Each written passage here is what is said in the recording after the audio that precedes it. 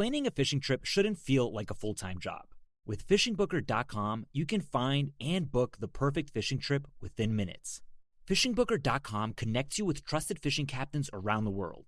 Booking is fast, easy, and secure, with access to verified customer reviews, loyalty rewards, and around-the-clock customer support. Everything you need to book with confidence is in one place. So head to FishingBooker.com and start planning your next fishing adventure today. If you're a serious hunter and you haven't tried Hex yet, this is the edge you're missing. Hunters have always talked about animals having a sixth sense, feeling you before they ever see you. Hex works by completely blocking your body's natural energy, helping you get closer without tipping them off. Most hunters don't believe it at first, until they hunt in it. And once they do, oh, it makes them believers fast. Go to hexhunting.com. That's HECS hunting.com. And use code WAYPOINT to save $20 on a full Hex system. Hey, Fidelity. Can I get a second opinion on stocks in the Fidelity app? With Fidelity, it's easy to get an outside opinion from independent experts in a single score. And then? When you're ready, trade U.S. stocks and ETFs with no commissions. That's right. I am always right. Investing involves risk, including risk of loss. Online U.S. equity trades and ETFs and retail Fidelity account. Sell order assessment fee not included. Some account types and securities excluded. Details at fidelity.com/commissions. Fidelity Brokerage Services, LLC, member NYSE SIPC.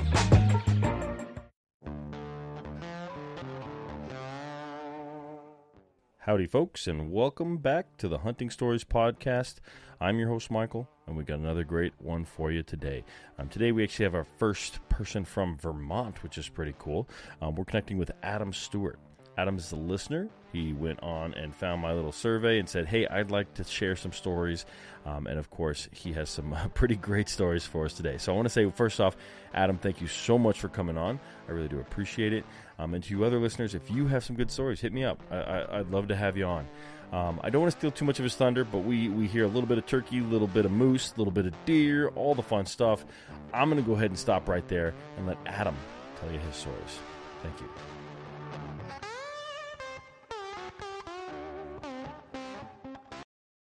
All right, Adam. Welcome to the Hunting Stories Podcast, brother. How are you? Good. Thank you for having me. Dude, I'm so happy that you're here for a bunch of different reasons. One, I love having people that actually listen to the podcast on. It's nice to meet some of the folks that listen. Two, you gave me some teaser here when you filled out our survey. I love it when people fill out the survey, but it sounds like you got some great stories. And then three, man, you just saved my ass. This episode's going to be published in about 3 hours. Because I've had a few episodes fall through for different reasons, man. And so I'm very happy to have you for all sorts of different reasons. So thank you for being here, Adam. Yeah, no, I can't say, how much I appreciate you actually reaching back out and us talking. I listen to you all the time when I'm working, so it's definitely good to actually talk to you. Dude, my pleasure. And we're like best friends now. As far as I'm concerned, we've been, by the time this is all said and done, we've gone to hunting camp together, and those are the people that I hold dearest outside of my family. So, hopefully we stay connected for a long time. But let's do this, man. Let's take one step back. Adam, why don't you introduce yourself so the folks know who they're hearing some stories from today, like where you're from, how long you've been hunting, etc. Whatever, be as thorough as you want or as vague. So I'm 26 years old. I started hunting when I was 9. I live in Benson, Vermont, so it's kind of on the border of New York. We've got Lake Champlain for anybody who fishes. I mean, I'm a hardcore fisherman, so one of the best lakes in the country, I don't care what anybody says, is right here next to us. That's awesome, man. That's awesome. I don't know if we've had anyone from Vermont before, so that's pretty sweet. I was hoping at some point to get somebody from all 50 states, so thanks for helping me do that. But cool. So you've been hunting since you were 9. I'm assuming, just family tradition. Your parents, or at least your father, or maybe both your dad and mom. Yeah, so my father hunted a little bit throughout the years. And then my uncle on my mother's side, he hunted a little bit too, but I'm the first one that I would consider like a serious hunter who actually, who's 100% into it. I will tell you this, like my father's been hunting for 40 years and he's never shot a deer. And, I kind of I have to show him up sometimes. So, I mean, he's had opportunities, but he just, it hasn't worked out for him. So is he really 40 years, never shot a deer? 40 years he's never shot a deer. He's seen more deer than, well, at least he tells stories that he's seen more deer than anybody in the world. But yeah, he's never seen the right one. That is so crazy, man. I remember it's like Outdoor Life. They posted an article the other day. It was like the world's worst elk hunter, and the guy had been like, I don't know if it was 40 or 50 years and never killed an elk, but your dad's giving that guy a run for his money. Yeah, it's crazy, but I don't know, I think he's holding out, and when he does kill one, it's probably going to be a giant. What's he holding out for? That's funny. If there's got to be one that he just thinks that at some point, like he had a chance this year, and I mean we'll talk about that a little bit later Okay. when we talk about Okay. my hunting season from this year, because this was a good Okay. year for me. Okay. Good. Okay. Good. I'm glad. I want to ask lots of questions, but if we're going to touch it on a story later, I'll wait on some questions for your pops. Man, that is funny though. Okay, so 9 years old, you started hunting. Did you go with your dad? I know he wasn't like super avid hunter, but like, is that what got you started, or were you just a 9-year-old that went, Mom and Dad, I want to go hunting? No, yeah, I'm from a town that's like it's real small, and like 90% of the people that live here, we hunt. So throughout grade school and being younger, all my friends were always talking about hunting. And my father, he hunted a little bit. And I actually, when I was really young, he took me to Maine because he used to go up to Maine to a deer camp up there. He Oh, took me cool. up there, and I kind of enjoyed that. So at 9, we're all at school talking about how we're going to get our hunting licenses. And my whole class just about went, and That's we cool. we took hunter safety. And then every year throughout, right into high school, we actually had like a little deer pool that went on. We'd all throw in $5, and whoever shot the biggest deer would get all the money. So it was, That's we come from a amazing. community that hunts. Yeah, that's cool, man. I live in Boulder County, Colorado. There's no community of. I mean, there's hunters, but you got to look pretty hard to find them. But that's amazing. I wish that community was everywhere. Kind of. Yeah, oh yeah, It me also, me me too, to a point. yeah, like there's a point where all of a sudden there's not enough woods for everybody. If every neighborhood was like that, but it is still really great to hear that there are communities like that. Yeah. Um, it just can't be everywhere, I guess. But cool. All right, Adam. Well, anything else you want to share before we dive into some stories, man? Otherwise, let's get going. Yeah, we jump right into it. All right, brother. Set the stage. So I guess we got to start with that first deer that I ever killed. I mean, I was 9 years old. It was my first weekend, because we have a youth weekend up here. So Okay. it's a weekend for the kids to get out, and it's just kids that are hunting. Like, you're with a licensed adult. The kids have their hunter safety course. We have our license, the whole thing. So me and my father, we'd hunted hard, well, sort of hard for a 9-year-old the first day. We didn't see any deer. Yeah. And my father used to be a big time, like, when he hunts, it's putting on miles and just walking loops. And that's what we did the second day. And we're walking down this you know, an old logging road. And for whatever reason, I'm thinking, well, we're on a road. Like, can I shoot a deer if I see it?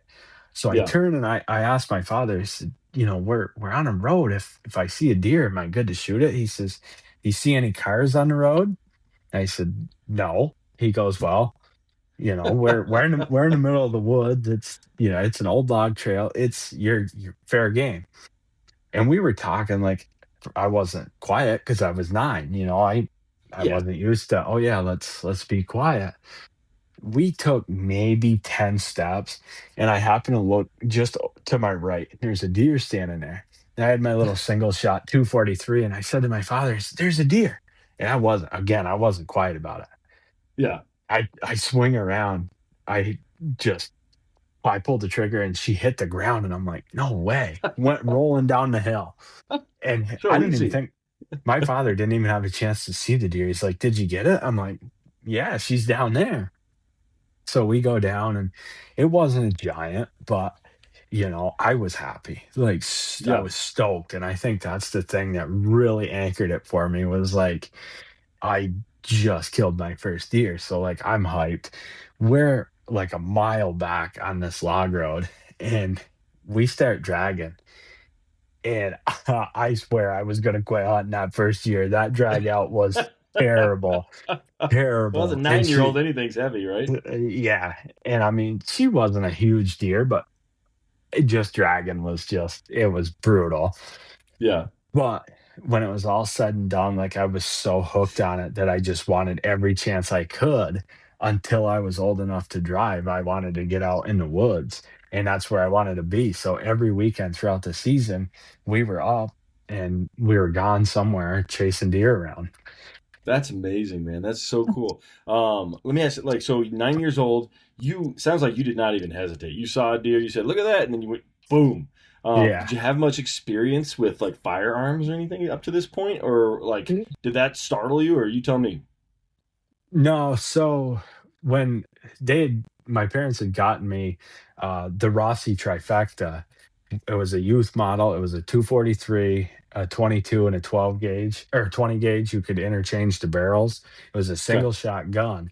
And leading up to it, like I shot that gun a lot just to Okay. one sight it in and two, like just so I could get somewhat comfortable with it. I mean, I still at 9 years old, like I wasn't super comfortable with like by myself, like free shooting. If I was Yeah, steady, I was good.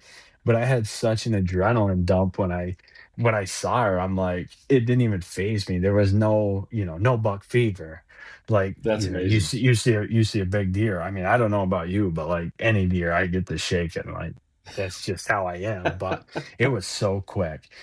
I flipped the safety off, bang, she hits the ground. I'm like, this is awesome. Yeah.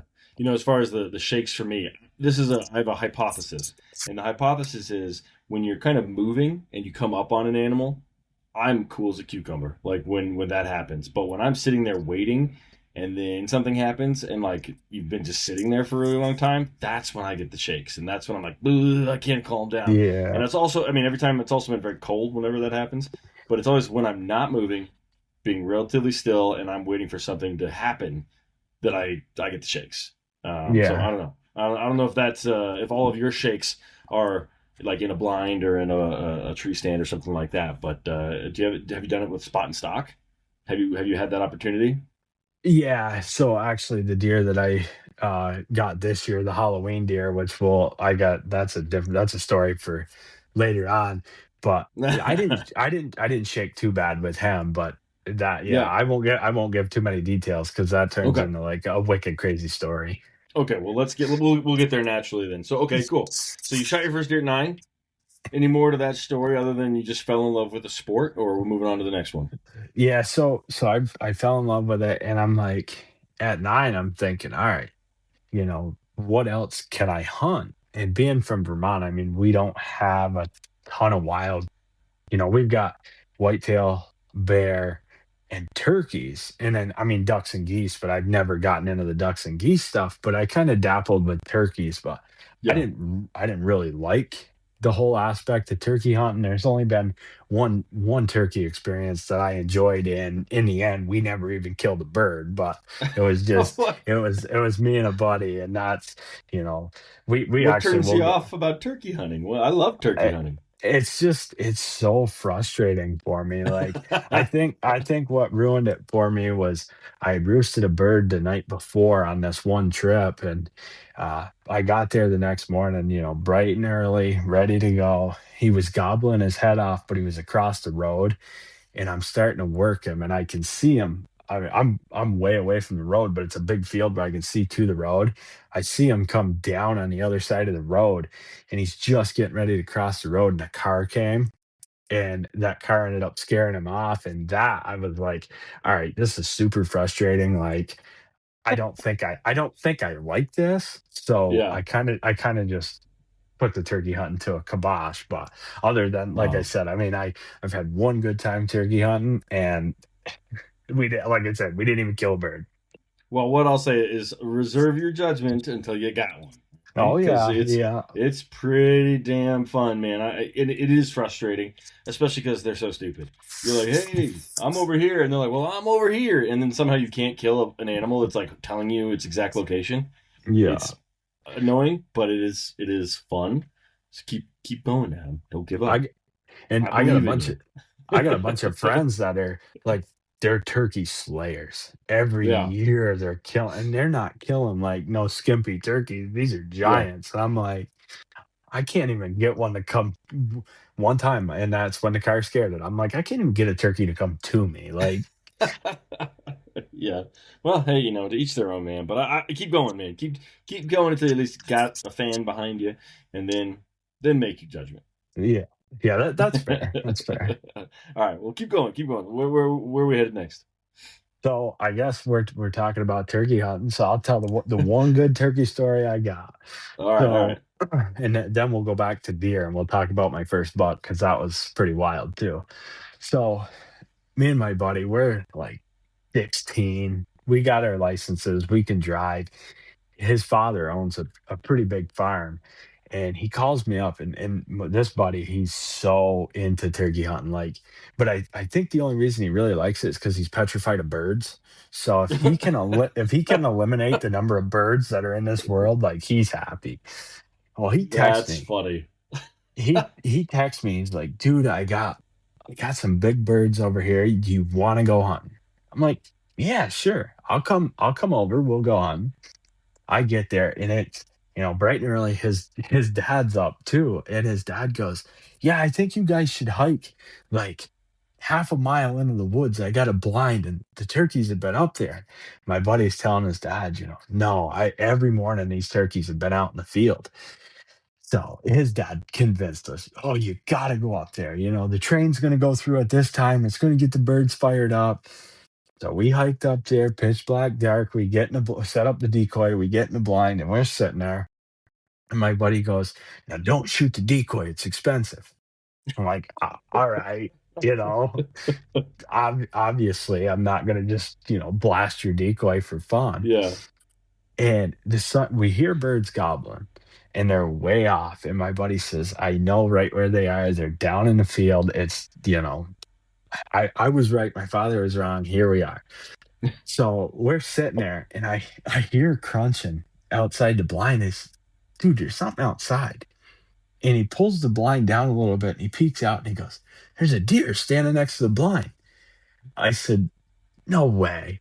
So I look out, and sure enough, I mean, this doe, she's staring at us, just like looking in the blind. I'm like, dude, if we were deer hunting, she wouldn't even show up, and this would be turkey galore.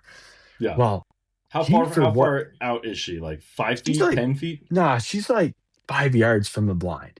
Okay. So, she's like peeking at us, and he goes, "She's going to ruin this hunt." I'm like, "No, she's not, guy. It's a deer. Turkeys live with deer. Like, don't worry about the deer." At this point, he's getting a text on his phone, and he looks, and his dad sent him a picture. He's like, "Yeah, The you were field right. just filled with These birds. birds." Yeah, he's like, "There's two giant toms down here strutting." My buddy's furious at this point. So he throws his phone down. The deer's now walking out in front of us, and he's so frustrated. He's like, "This deer is going to blow this for us." He opens the blind, sticks his head out the blind, and is hollering at the deer, like, to get out of here. And I'm like, "Dude, what's up?" And That's so funny. we're having fun. So the deer's Yeah. just standing there looking at us. She blows out of there. We sit there for a little bit longer, and my buddy's like, "No, we're going down there, and we're gonna go find these birds." So we get out and we start heading down through. By the time we make it down to the field, the birds are already across the road, and they are so worried about their hens, like it's not happening. But in the whole midst of that, like my buddy's tangled up in the blind when he's trying to get out, where he's trying to pick up the decoys to hurry up and get down there. Like I don't know. That's kind of the time where I really wish that I carried a camera. I should have just been recording what he was doing. Like, Yeah. forget me trying to kill a turkey. I should have just been his cameraman because, like, we could have been famous for just this one video of us trying to kill a turkey, and the only thing we see is a deer. Like, That's too funny, man. it was It's crazy. funny how some of the best stories have nothing to do with hunting. It's just your buddy being an idiot. Like Oh yeah. Oh that's yeah. what you remember, and that's what makes it a special story, and that's why you'll keep telling that story, especially when he's around. That's great, man. I like that story. Oh man, so Did he ever get those? Did those birds come back, and did he ever get them, or did he have did he goose egg that season? No, so those birds, his father kept convincing him like they're gonna eventually show up at the blind. So he went up and he sat at the blind with his father, and they did show up. And this is a time like I wish somebody had a camera because this video definitely would have made money. He shoots one bird and the other one sticks around. And instead of just shooting out the window again, he reached down, flipped the blind over his head, and shot the second bird. Why? I don't have a clue. Theatrics? Oh, that's funny. Yeah, I don't know, but the blind ended up flipped over behind him and his father, and he ended up doubling up that day. He killed the first bird, and then the other one stayed right there, and he ended up shooting the other one. That's So he funny. he ended up he ended up getting them, which is good Okay. for him. But like we could have each killed a bird that day if we had just done what he wanted to do. But Yeah, yeah. That's all right, man. That's all right. But that's funny. It's funny that he flipped the blind over. I wonder what he was thinking when he I did that. have no clue. I mean, Huh. Yeah, I can't think of a reason why he would do that. But that's all right. Well, he had two birds. He's good on him, right? man. All right, Yeah. let's go to your first buck, brother. Hey, hunters. Have you ever had one of those stories, the ones that you didn't want to tell? The ones that end in failure? Yeah, I've been there. Actually, you know what? The culprit for me usually is bad optics, or worse, lack of using my optics at all. Picture this.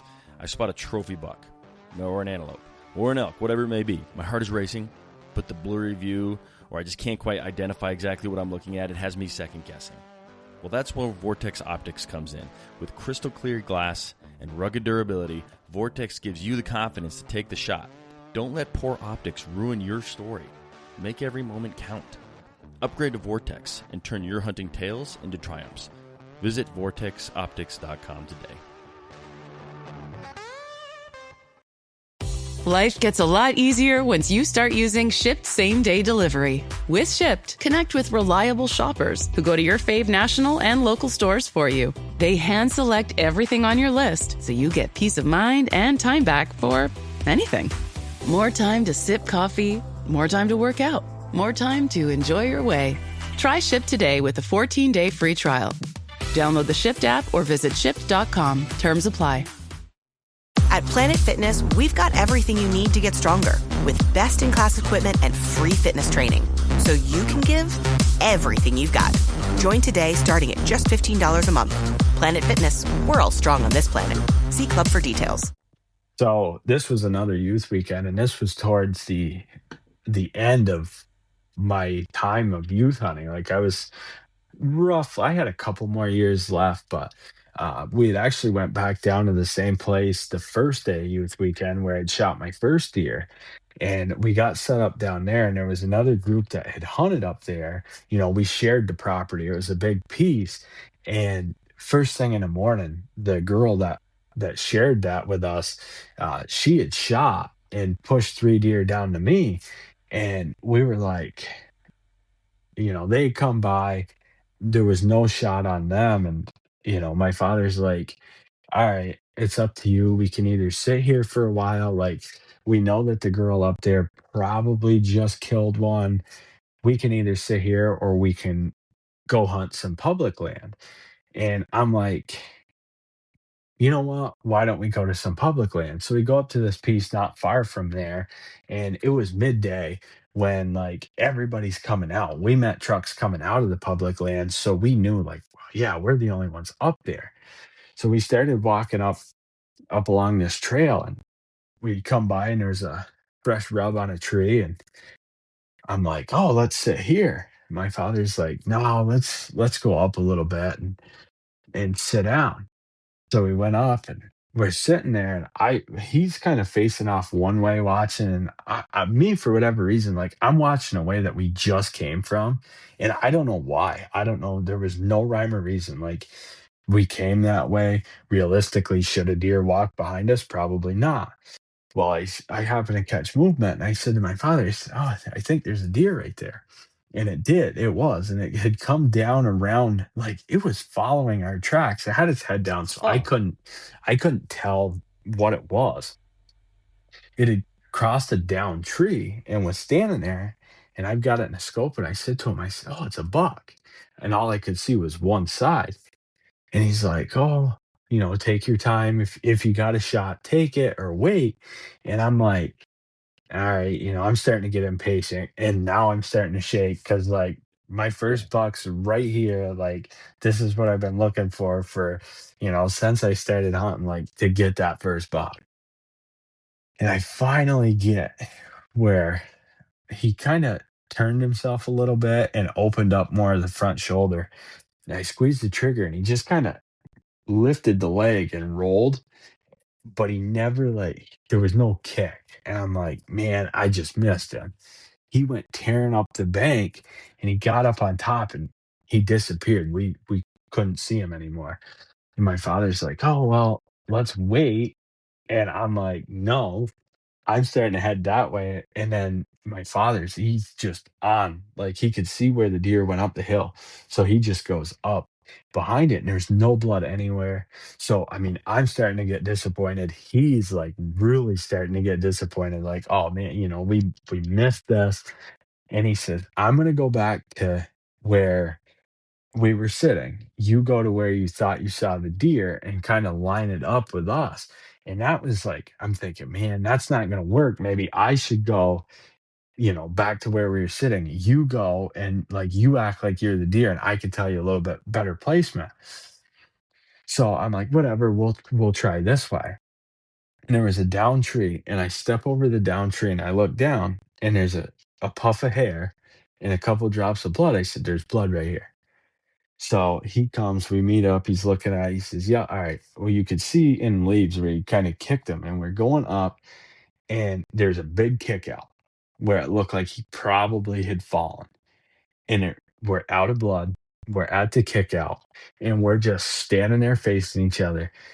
And he's like, I don't know where it is." And I said, "I don't know either." So he calls my mother. And my mother, she is not like she's into hunting, but she's only been hunting like once. We're, you know, 3/4 of a mile in the woods, and he calls my mother and he's like, "Can you find us help?" And she goes, "Well, I don't know who you want me to call to help you. Like, I don't even know where you guys are."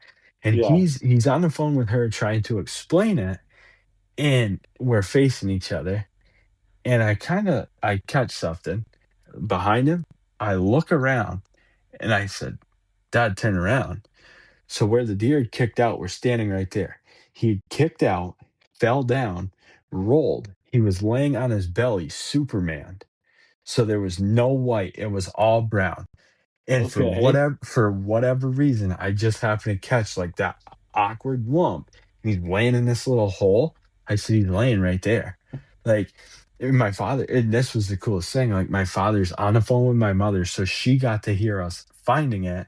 And he's like, "Oh, I think we found it." Hangs up on her. And then, we we go down and he's laying there and I'm like, finally, like all Yeah. this, and in the end, like it was an hour and a half after I had shot where uh we were like, this deer's gone, and I'm starting to get that feeling. Like, and this is the first time, and there's been another time that like I just had that horrible feeling in my Yeah. gut, like, oh, I lost him. Like I felt terrible.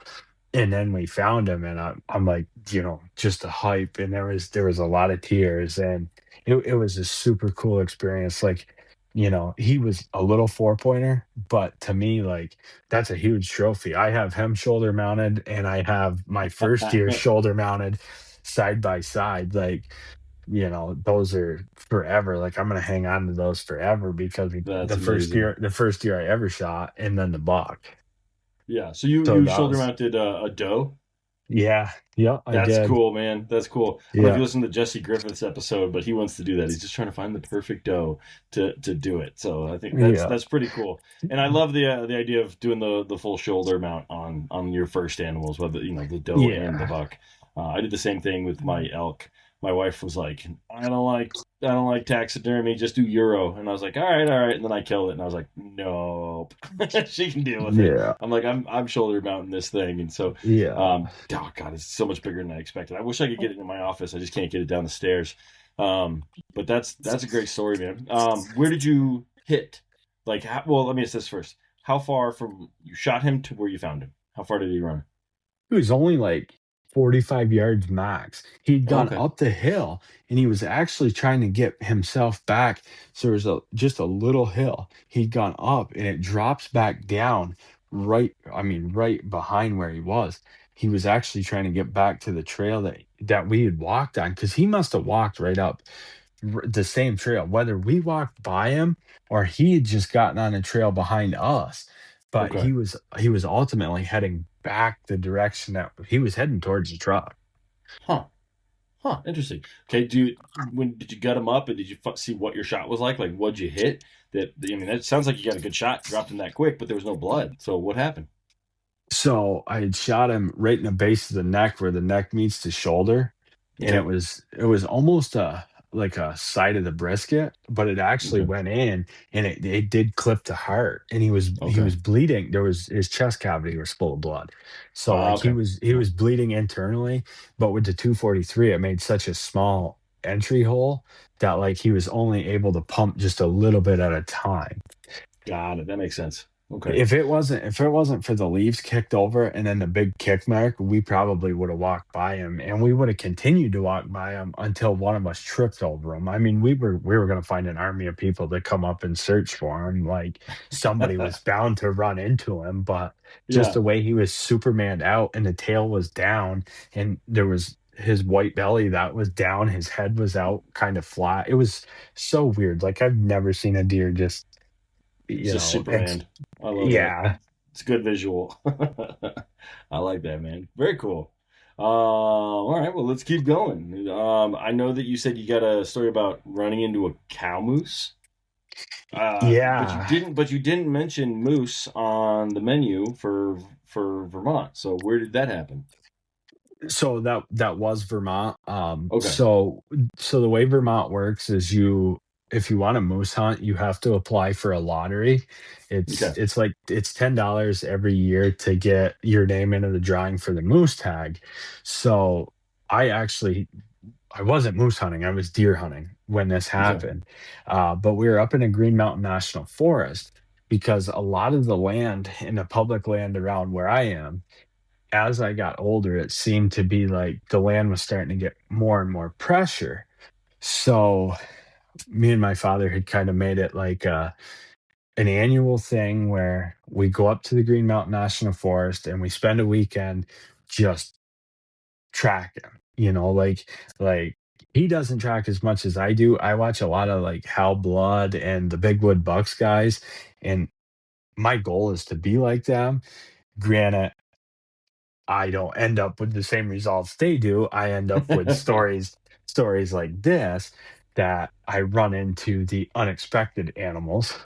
Yeah. So so that day, we'd had fresh snow and we went up onto the mountain and I'm heading up around and I looked at a map and I knew there was a big log landing up there and I'm like, I'm gonna aim for that.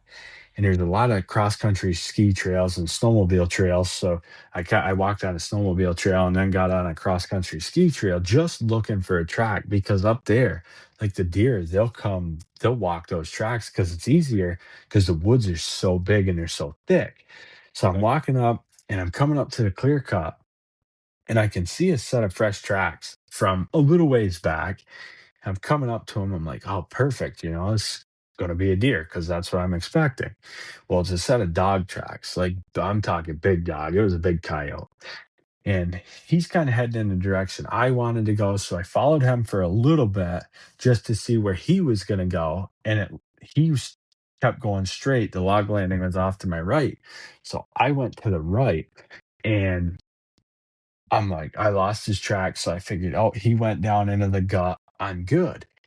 I come back around and I see another set of tracks coming back up out of the gut. And I said, oh, maybe he kicked a deer up. Well, it ended up being him. So I got on his track and I stayed on his track for a little bit. And I finally said, I'm like, man, this track is so big. Like, it's such a big dog that I think if I stay on this trail that I want to walk, anything that's going to be down there, he's probably going to blow out of there.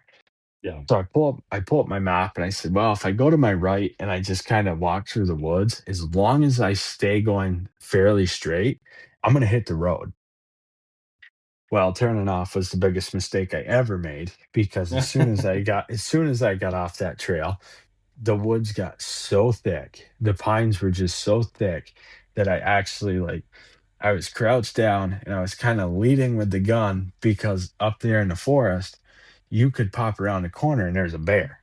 And Yeah. that day was the last day of bear season. So I'm also, I'm looking for deer, but if I see a bear, if I see a good sized bear, I'll take it. And it's so thick. I'm on my knees crawling underneath stuff, and it's just brutal. I'm getting smacked in the face with sticks, and it just sucked. Like, I was getting so frustrated trying to cross through this. And I pop out, and it opens up some. And the ground is beat to the dirt. It looks like a super highway of just tracks. Oh, And wow. it's so worked up that I can't decipher what the tracks are. So I kind of turn and I walk away from it. Ran side to side. So instead of me heading down the road, I wanted to see what I had for tracks. Well, I walk back and I look and I said, well, judging by the size of this track, I mean, this is no deer. Like, it's a moose track. I said, there's no point in me even getting on the moose tracks. I don't have no desire to run into a moose. So I keep going straight. I go about 100 yards from there. And I'm just, yeah, at this point, it had opened up into some beaches. Yeah. And I see this black dot about 30 yards from me. So I stop and I'm thinking, man, that looks like a bear because it's black. And I'm looking. I said, man, that bear's got a funny looking ear. And then I realized, like, there's a moose and it's staring at me. And I'm looking, I said, nah, it's a cow. And then I see another black movement. I mean, bigger. And I'm like, I'm gonna get to see a bull and a cow together. And then I realized what exactly I was looking at. I actually had a cow and a calf.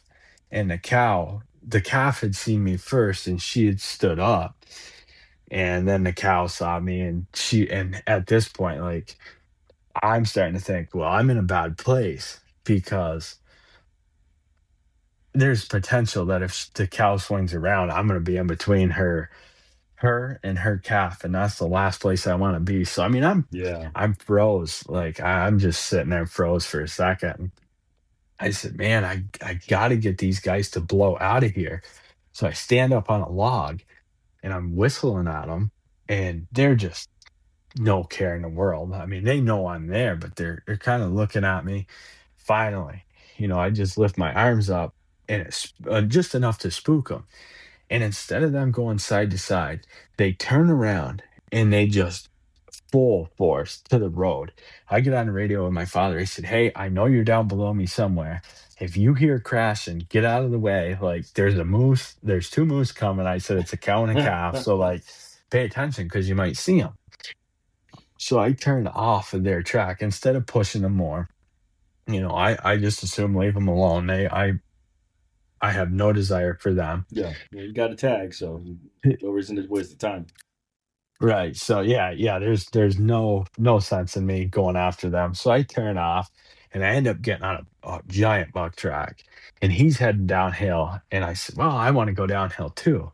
So I end up chasing him for hours, and he's working his way slowly down. I never ran into him, but I ran into a fresh set of boot tracks. And I looked at the time, and I said, oh, I only got a couple hours. I said, I'm just going to follow these boot tracks back because it's going to go to the road. I end up coming out at this guy's truck, and I look at the map, and I'm like 4 miles from my truck. So I'm on the radio with my father. I'm like, ride it out as long as you can. Like, I'm going to be a while just walking the town forest road back to the truck.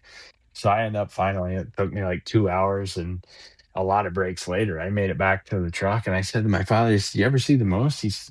No, I didn't see nothing. I'm like, I don't know how, because they're running right at you. That's Like, funny, man. Those moose, they can be ornery. They can be real ornery, and also they do stand there and stare at you every time I've run into one.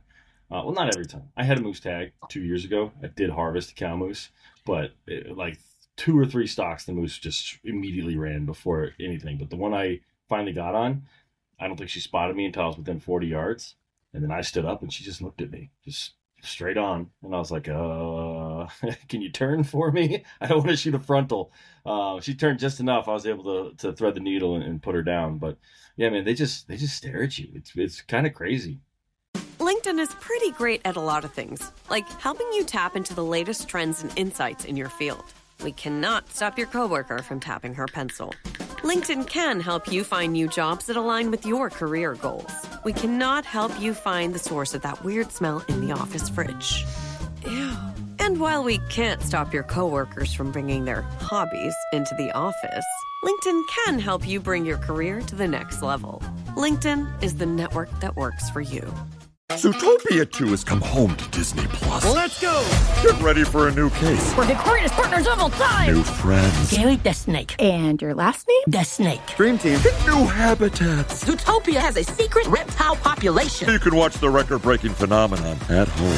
Zootopia 2, now available on Disney+, rated PG. And right now you can get Disney Plus and Hulu for just $4.99 a month for 3 months with a special limited time offer. Ends March 24th. After 3 months, plan auto renews at $12.99 a month. Terms apply. Experience a membership that backs your business journey with American Express Business Platinum. Earn 5 times membership rewards points on flights and prepaid hotels booked on AmexTravel.com. Plus, enjoy a welcome offer of 200,000 points after you spend $20,000 on purchases on the card within your first 3 months of membership. American Express Business Platinum. There's nothing like it. Terms apply. Learn more at americanexpress.com/business-platinum. yeah, it's wicked.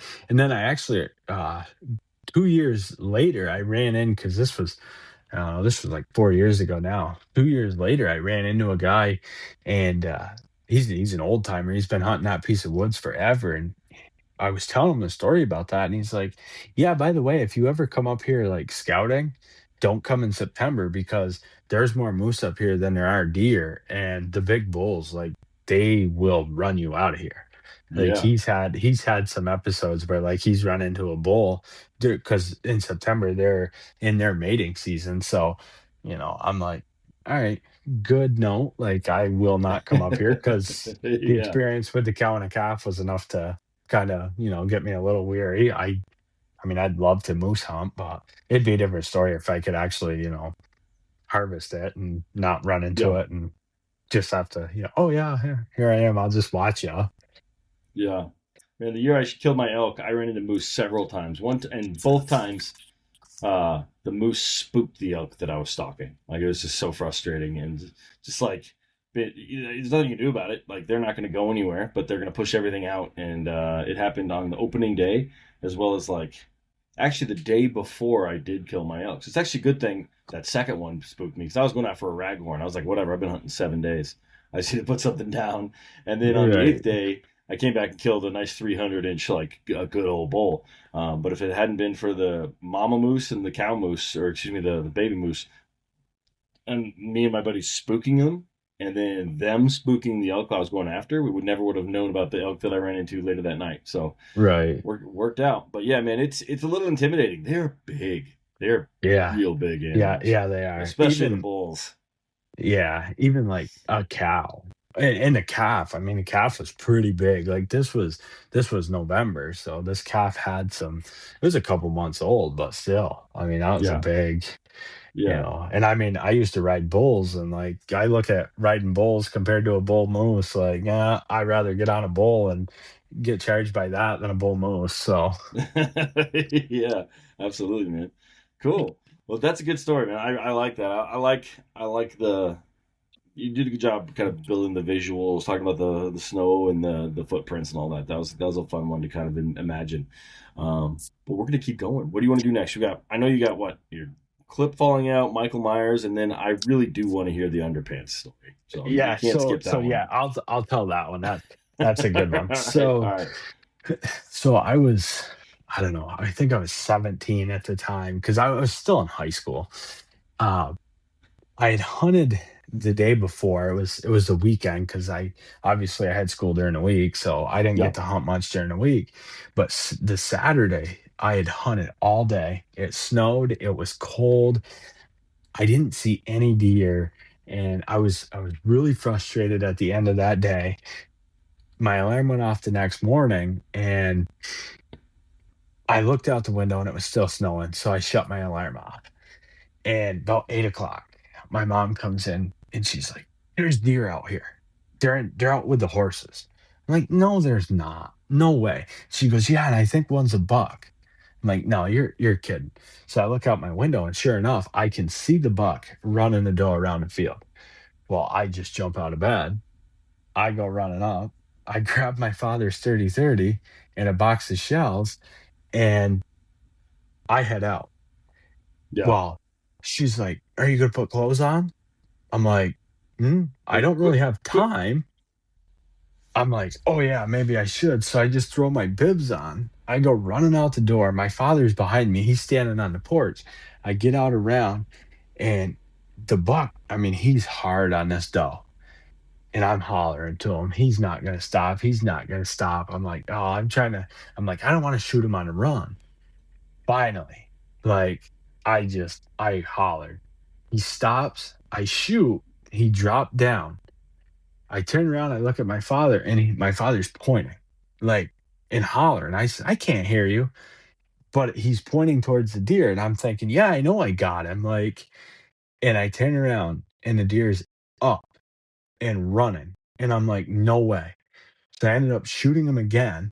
He fell down. I go back to the house. I get my father. We go back out. That before I went back out, I put more on. But I literally had like I had my bibs. I just slid my bibs on over like I had nothing on underneath it besides underwear. I'm freezing to death chasing this deer around. Like it's a really good story, but it's the probably the I don't know, it's a little weird because like yeah, I didn't hunt at all. Like I literally woke up because my mother's hollering, like, "Hey, there's a deer." And I just tried to tear out in my underwear to run out back and shoot this deer. Like, yeah, I mean, obviously the deer was still there and it took me, a couple seconds to slide clothes on. But the fact of like it was cold, the wind was blowing and it was snowing, and I'm heading out the door in my underwear, no boots on, no nothing. I'm like, I'm so hyped up about a buck out back, like I'm not I even love thinking, it. "Oh yeah, let's get frostbite," because here I am trying to chase this deer in my underwear. Like, yeah, That's so too funny. that was that's a good short. Like, yeah, let's laugh about that one. Yeah, dude, I could see. There's been times where I ran off into the woods without something just because I was like, "Oh, this is the opportunity, gotta go." Like I've ran off without shoes, and I was wearing Crocs, and I like ran out into the Colorado wilderness chasing after a mule deer that had gone by. So sometimes you just gotta deal the cards or work with the cards that you're dealt, right? Oh yeah, oh yeah. Awesome. Okay, what else you got? You got the clip one, you got the Michael Myers. You Yes. tell me. So I'll do the clip one because it kind of goes in the order. Um, Same deal, like every year, opening weekend, usually me and my father go to the Green Mountain National Forest. Well, the first day of rifle season, we'd gone up there, we hunted all day. We didn't see anything. The second day, we went up there in the morning, didn't see anything, came home for lunch, and I said to my father, I said, "I'm gonna go hunt this new piece of state land or national forest that I found on a map." I said, "Do you want to go with me?" Yeah. "Oh, no." He says, I'll stay home. He was tired. He was pretty beat. So I go up there by myself. It takes like an hour and a half to get there. I get up there and it's freezing cold. I'm sitting there and I was about ready to leave. And I see a doe come by and she had a buck behind him. And this isn't where I lose the clip. This is kind of leading up to it. Okay. So he presents a shot. I shoot and I knew it wasn't a good shot. It was a frontal, and I followed him. He started going up the mountain, and everybody I've talked to said if they're going up the mountain, like it's no good. Yeah. So I call in some reinforcements. It's pitch black dark. We're walking through the national forest in the dark. We called it off for the night and ended up going back up the next day. And I called the dog in. We went 9 miles, never found a deer. So I'm like heartbroken at this point. Like I didn't want to hunt at all. I spent the rest of that week just boots on the ground up there, doing circles, looking for this deer. Cause I'm like, at this point, like I feel terrible. A couple days later, I saw a post on Facebook about somebody shooting a deer up in that area that had been shot before. And they posted a picture of it, and I'm like, 100%, that's the deer I had shot the day before. So now Okay. at this point, like somebody else has shot the deer that I was originally chasing. We're in the second week of rifle. Actually, we're like rifle season's getting ready to close. And my father finally convinces me, like, hey, it's okay. You still got your tag. That other deer, like somebody else got it, so it's not out there suffering. It's not gone to waste. He's like, let's go. He Yeah. pushed me to keep going, even though I'm thinking like, well, I shot the deer, even though somebody else ended up with it. Like I've already shot one, so no, I don't want to go back out. But he talked me into it. So we go to this Okay. new piece of property Thanksgiving morning, and we check it out. And it's all state land that we hunt for the most part. We're down there checking it out, and I said to him, I said, I want to come back here. So we left for the day because we went to Thanksgiving and stuff, and we didn't get to hunt that afternoon. So the next day we go in the morning, we don't see anything. We go home for lunch. We come back in the afternoon, and my father says, do you want to switch where we were sitting? He was going to go sit where I sat in the morning, and I was going to go sit where he did. I hemmed and hawed about it. And I'm like, yeah, whatever. I'll go down there. So he goes up past me up to where I was, and I'm sitting kind of the edge of a swamp. And so now that you understand that, like the first part of this, you'll understand why I lose the clip. Okay. So we've got about an hour left, and I'm up on my knees because I was sitting on the ground. My ass was starting to hurt, and I'm like, oh, I can't. I gotta and I had to piss really bad. Yeah. So I go pee, and I'm just sitting on my knees, and I look and I see a deer coming head down, like I mean pinned to the ground. And I said, all right. Well, it comes by and I can see that it's definitely a legal buck. He gets behind this little, I call it a Christmas tree because that's what it looks like. Gets behind this little Christmas tree. Now, when I was looking for a spot to sit, I was very like, oh, should I sit here? Should I sit here? Like I made a big circle in that area. So why this deer came here is beyond me. Like I was already thinking, well, I'm not going to see nothing because I've walked all over here trying to find a perfect tree to sit. This deer is walking right across where I walked, and he gets behind this little Christmas tree. And I knew that behind that Christmas tree, there was a run that went into the thick stuff that went down in the swamp. And I'm thinking, oh man, he went down in there. I'm not gonna see this deer again. Well, he pops out on the back side, and I said, oh, there he is. So I put the crosshairs on him. I squeeze one off. So he mule kicks after I shoot him the first time. He takes off, and I'm thinking, oh, we're gonna have a repeat of the second day. Like, I'm already still like just heartbroken because I lost the monster that second day of rifle. I shoot at him again, doesn't phase him, nothing. Like I missed him. It was clear. I shoot again, I miss him. I shoot the fourth time. He's still running. And at this point, like he's almost into the woods. I don't even think about it. I just rip my clip out, and instead of dropping it, I throw it.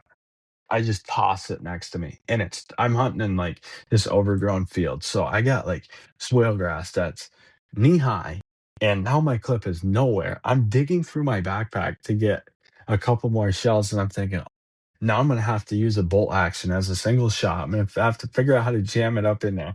So I'm searching all over the place, and I'm like, oh man, deer's gone. So I finally find a clip after like 5 minutes of searching for it. And I'm like, oh, the deer's just gone. And my father's calling me on the radio. He says, "Is that you that just shot?" I said, "Oh, yeah." He goes, "Did you get it?" I said, "Yeah, I hit it at least once." I said, "But I can't find my clip." And this was in a time like it felt like 20 minutes had gone by, but it was literally 5 minutes. Like I'm talking to him on the radio, searching around. I literally say, like, "Oh, I lost my clip," and then I find it. So I back some more shells into it. And I said, "Well, I'll wait for him." And he goes, "What way did it go?" I said, "It was heading towards the swamp." So I left my bag. I just picked up my gun and I'm heading that way. And I can see him laying there, and I'm like, "Oh, cool." He's under the tree that I was originally gonna shoot at, like, or I was gonna sit at. He died under that tree, and I'm like, "Man, had I sat in here, he would have, like, walked right to me because that was the way he wanted to go."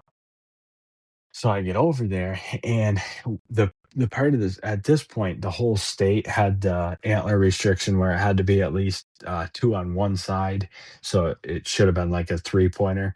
Well, the way he's laying, he's got his head tipped back in the dirt, and I'm like, I swear, like, I saw at least a crotch on this, but now I'm starting to panic because 'cause I'm like, "Oh, did I just shoot a deer that's not legal?" And I, like, slowly tip his head down, and I realize it's a gigantic five-pointer, like, just huge. Not a huge body, but his rack was, like, giant, but the way his rack came up, it almost looked like the front tipped up, so if he had his head up, he would have looked like a spike horn, but he was just it was a big, big 5. I mean, it put my first four-pointer to shame, and that was a decent four-pointer. And on the buck that I shot in my underwear, like, that was a basket five-pointer, and, like, I could stick 2 of those baskets in between this five-pointer. So Wow. that was super crazy, and it's almost dark at this point, so we're, like, in a hurry to get him out of there because we didn't really wanna drag him in the dark. And I wasn't gonna leave them overnight. Some guys still, if it's gonna be a while, they'll leave them. No, no, other than, it was starting to get dark, so we're kind of in a hurry to get him out. And we're basically like running, dragging this deer because like we're losing light, and the only flashlights we have, for whatever reason, are our phones. We're like so unprepared that like we're kind of like running with the deer, but neither one of us like we're out of breath and like still 300 yards from the truck. My father's like, "Well, I'm gonna go to the truck. You stay here with him." I'm like, "Yeah, you can start walking ahead of me, but like I'm gonna hustle up behind you." So I basically, I was running, dragging a deer out of the woods because like the light, we're fighting with the light because for whatever reason, all we had was phones for lights.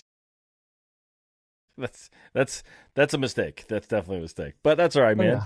That's crazy. I can't believe you even found the found the clip. I've lost like my archery release in like grass like that, and never to be seen again. So I'm impressed that you even found it. Yeah, that was like the biggest rookie move. Like I'm just sitting there, like, no way did I just throw that and I'm never gonna find this thing. And it was right there. I mean, good thing. Yeah, It was yeah, dude. the only one I had for that gun. Yeah. Also, I've noticed something I've been meaning to say, but like when you started and you're like, "Yeah, my dad's never shot a deer in 40 years." I think your dad's just an awesome dad, and I think he gives you all the shots, man. Because all these stories, your dad's there, but he's hooking you up. So I think that's pretty cool. Yeah, so he's been there for all but 2 deer that I've shot, and, actually, the one that I had killed this past season, he wasn't there. I mean, he wanted to be, but we can actually get into that story now. All right, yeah, man. Let's wrap this thing S up with the you call it the Mike Myers buck. Let's do Yeah, it. yeah, it's the Michael Myers buck, and the reason he's called that is, so I got a late start on bow hunting this year. Our season starts October 1st, I think. The first day I was in the woods was the 17th, and the first day I saw a buck, but he was way out of bow range, so, I wasn't gonna rush anything. So, periodically, throughout October, I was getting out as much as I could, And Halloween, like for whatever reason, I feel like I always see deer on Halloween. And Okay. I'd hung a tree stand late because, like I said, I was late getting into the season. And I'd hung this tree stand late, and I had seen a deer. They'd come up on me like 2 days before, and they'd busted me in a tree. And I'm like, man, I'm gonna get out of the tree and I'm gonna sit down just a little bit. Well, I'm sitting on the ground and there's like 2 hours left of light. I look down to my right, and about 80 yards down, I see a deer standing there. I'm like, oh, sweet. If this potentially works out, like the deer like to come back towards the stand, but they won't commit to it now because they busted me in it. So I'm thinking, oh, I'm going to outsmart them. Well, I realized that it's a really nice buck. And he's walking up the wood line and he gets to like 40 yards. And for whatever reason, I'm like, no, I want him to get closer. Granted, 40 yards, like that was an easy. And he turned broadside. He was eating the leaves off the tree. And I'm like, no, for whatever reason. No, no, no. I'm not gonna take that shot. Yeah. So I let him come closer. He turns broadside again at about 35. And I'm like, no, I want to make sure it's a clean shot. And at this point, when he turned and started walking towards me, I'm like, yeah, I've really messed up now. I'm sitting on the ground and with a bow, and he's like fight against a wood line. He gets to me and he's starting to get closer and closer, and I can hear him. He's grunting all the way. And then I could smell him. And like when you can smell a deer, you know he's close. And at this point, like I didn't make any adjustments. I'm still sitting. So I'm like, how am I gonna shoot sitting? Well, he comes up and he's close enough to me that like he picks his head up and he looks behind. That's my chance to like get ready on him. He comes right to the end of me and he sees my hand move just a little bit and he busted me. And I'm so frustrated. Like I'm trying to get him to stop and I'm like, Yeah. no way. Like it's this just giant deer. Like real, I thought he was another big five. So I had no pictures of him. He just disappeared. And I started calling him Michael Myers. And that's, from Halloween, the movie Halloween. I'm like, it's just Yep. this big freak of a buck. And that's what I'm calling him, is Michael Myers. Never saw him again, never had any pictures of him. Right through into rifle season. The first day of rifle season, I went, well, towards the end before bow cut off. So our bow runs from October 1st to December 15th, but it closes for the 16-day rifle season. A couple days before rifle season, my father had a tick bite that he had gotten sick from. So he didn't get to hunt Okay. opening day of rifles. So instead of me and him going to the national forest, and one of my buddies went up, we did end up cutting a track. We walked like 6 miles, never ran into the deer. We went home for lunch and I said, I told him, I said, listen, I'm tired. I'm just going to go hunt out back of my house.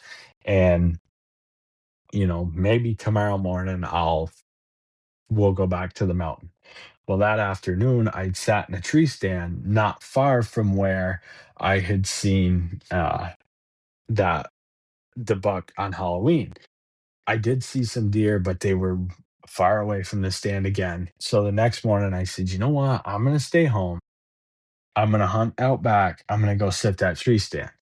First thing, about an hour after shooting light, I had a buck come out of the bottom corner of the field, and he came up, and he was at like 130 yards, and he ducked into the woods. I never got a shot on him, and like thinking about it, I probably could have hit him. And then after I'd shot the Halloween buck, I know I definitely could have hit this buck, but I'm glad I didn't. So I stayed out. I rode it out until lunchtime. I said, man, I'm hungry. I didn't see any deer. I come back home and I had lunch, whatever. And I decided I'm going to go back out and hunt. But I said, you know what? I'm not going to sit to stand. I'm going to go sit the exact same spot that I did on Halloween when I originally saw Michael. And before I went out, my mother had said, listen, if you shoot a deer, call me. I'll bring the truck out. I'll help you bring it back because my father wasn't feeling good. So I'm like, all right, fair deal. So I go sit back in this spot where I had originally seen this buck on Halloween. Down the bottom corner of the field, I mean, it was textbook. Doe comes out, and here comes a buck behind her. And it's giant. And I'm looking, I said, no, I don't think that's Michael, but it's a shooter, so I'm Yeah. committed. Like, so I grunt to him because I'd already grunted in. I grunted in two other bucks, like one during bow season, and then the one that morning, the second morning, I had grunted him from the bottom, but he wouldn't commit full. He knew I was in the tree, so he kind of was like curious, but he caught a bad. He says, "No, this is." Uh, he didn't like it, so he kind of dipped on me. So I'm grunting, and he, this buck picks up his head and looks towards me, and I could see like there's one thing that like was definitely I could tell you it was Michael. He had a straight, almost a straight kicker off his right side, and I'm like, Cool. that's him. And he's down in the bottom. He looks at me, and he has like no interest in me. He's worried about this doe. He's heading with her. She's just going across the field. And I said, if I can run the wood line down without him busting me, I can get to a point where I can start stalking across the field like we had talked about in the beginning of this. Where you would ask me, oh, if you spot and stalk, do you get a little shaky? So now that's my goal is like I'm trying to get down. I get down to him and I'm looking and she's starting to head towards the wood line. I said, if she goes in the woods, he's going with her and it's over. Like there's no it'll be done. And it had been some time before I'd saw this buck again. So at this point, like it's do or die. So now I'm kind of on my knees, like crouched down. I would stand up, go, and as soon as I thought he was gonna look, I'd drop down. And then I'd get up and I'd go a little more, and there was a little hump in the field. And I laid down the first time, like flat out on my belly. And he had turned broadside. And I pull up and I'm like, no, I gotta get to the top of the knoll. So I army crawl for like 10 yards. I get to the top of the knoll and she is almost to the woods. He's broadside. And I knew he was like 100 and I measured it out like 140 yards. So I'm like, I'm good for 100. So I lift up just a little bit. I squeeze off the first round, gun fires, nothing. Nobody moves. All he does is he looks back at me. And I'm like, no way. I just missed him. I lay on my side. I rack another one in. I roll over. I shoot again. And he just hits the dirt. And I'm like, no way. So I go down to him. But I'm like, oh, I got cell service right here. I know I don't down there. Let me call and get my ride coming. So I call and I tell my father, I'm like, you need to send my mother out with the truck because I just shot Michael. And he's like, no, no way. I said, yep, just start coming. Well, now I can see like he's trying to get up again. So I get down to him, I finish him. And here comes my mother and my father. They're coming out with the truck. And my father had assumed that I was just kidding, that it wasn't Michael, but it ended up being so like I said, I thought he was a big 5. I never counted. I was waiting for them to come down. It actually turned out he was a big 9. So, like, 0 history with this deer other than seeing him on Halloween, and that's how he got his name. But I think that was, like, the coolest thing because now my mother had said, "Hey, I'll come get you if I shot one." I'm thinking, well, what are the chances? Yeah. It's only the second day. Well, now here I am, it's a whole family affair out back. Like, picking up this deer. So that was like special to me, and I think that's the best moment so far. Is like, yeah, everybody came out to get this and to experience this together. And I wish that in that situation my father had been healthy enough to hunt, but if he was healthy enough to hunt, I was going to send him down actually right where that deer came out. So I think had he been healthy enough to go out back, I think he would have been the one that killed Michael. Hey, he's overdue. I'll tell you that. Oh yeah. Oh yeah, for sure. Dude, that's a great story, man. That's cool. And I love the name Michael Myers. I always love it when people name their deer. It's something that's like super unique, I think, to like the whitetail side of hunting. And dude, I love it. I love it. So cool, Adam, man. You got any other stories for us, or are we wrapping it up, man? I know that we've had a few technical difficulties, but we're still here. We're still chugging along. What do you think? Yeah, I don't really have no other spectacular ones, I think. Okay, well, we'll have you back on as soon as you kill some turkeys, okay? Because I All want to hear right. how much you love turkey hunting, because Yeah. I believe in you. But cool, man. Well, let's do this.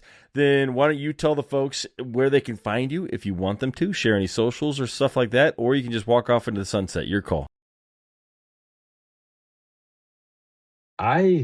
I mean, I'll give you my Instagram. I haven't really done much on there, but I'm trying to get back into posting stuff on there. It's more so fishing stuff.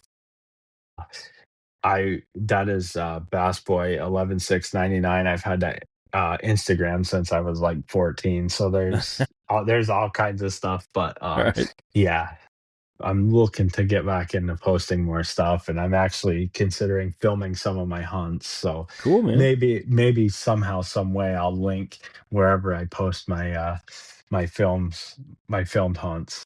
Somehow I'll link it in. But yeah, that's about it. I mean, Cool. Very cool, man. Well, Adam, man, thank you so much for one reaching out in the first place and like being like, hey, I got some stories to tell. I love the bravery. I know a lot of people think it's a big deal, but it's kind of just two boys hanging out and telling stories. This is fun. Yeah. But man, thank you again for coming on such short notice and making it so we have an episode this week. I really appreciate you. Thank you for having me. I really appreciate it. Of course, man. And we'll have you back on here in the future. I mean, you've been cranking out plenty of stories in the few years. Well, I mean, you've been hunting for a long time, but by only 26, you've got plenty of stories. So I'm sure we'll be able to get you back on here in a few years, and you'll have plenty more for us. Yeah, and hopefully eventually I will have stories to share with my daughter too. So that was another thing too. Like, I was really pressed because our daughter was due the day after deer season ended. So I was super scared that if anything happened early, I was gonna lose my deer season, but it would have been worth that. Yeah, that's funny, man. That is funny. Yeah, I've had several kids just after elk season, and it's always been like stay in there, fellas and ladies. But yeah, it worked out. I still managed to get my seasons in. So cool, man. Well, hey, Adam, thank you again, man. I appreciate you. We'll have you back on again here in the future. And to you listeners, thank you guys for tuning in.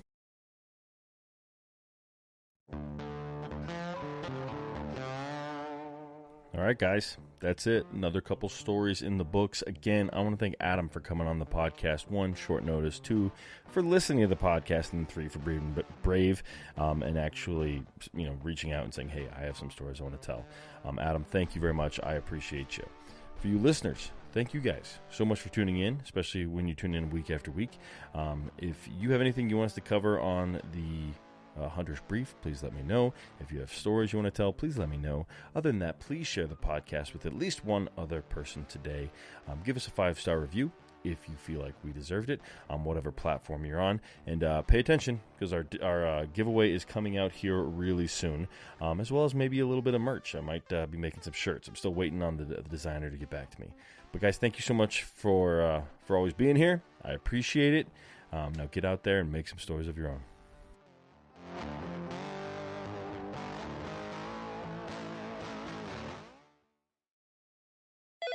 LifeLock, how can I help?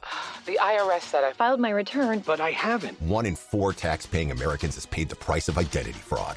What do I do? My refund, though. I'm freaking out. Don't worry, I can fix this. LifeLock fixes identity theft guaranteed and gets your money back with up to $3 million in coverage. I'm so relieved. No problem. I'll be with you every step of the way. 1 in 4 was a fraud-paying American. Not anymore. Save up to 40% your first year. Visit LifeLock.com/podcast. Terms apply.